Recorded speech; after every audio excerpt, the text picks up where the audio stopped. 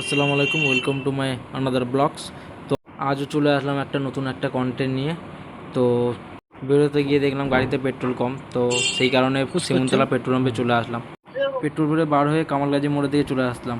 তো সামনে দিয়ে এসছে কলকাতা পুলিশ, তো কাকু মেরেই দিত একটু হলে আমাদের। তো বেঁচে গেলাম এই যাত্রায়। আপাতত সিগন্যাল খুলে দিয়েছে, চলো সামনের দিকে এগিয়ে যাই কামালগাজী ব্রিজের দিকে।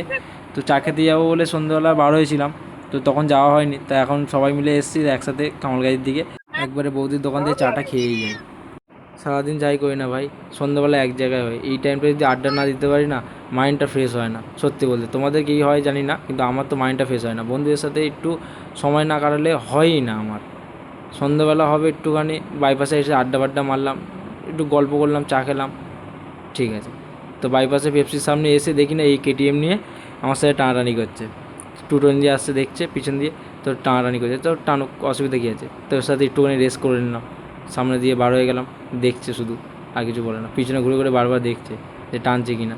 তো আমার পিছনে একজন ছিল, তার ওয়েট বেশি বলে অতটা গাড়িটা টানতে পারছিলাম না। সে একটু হেলদি। আর বাইকে যদি আমি একা থাকতাম একটু খেলাটা ভালো লাগতো খেলতে, কারণ ও গাড়িতে একা, যেহেতু আমিও তাহলে একা থাকলে একটু গাড়িটা একটু জোরে টানতাম আর কি। যাচ্ছে দেখো শুধু পাশ দিয়ে কেমনভাবে গ্যাপগুলো মারছে, যা খুব রিক্সের।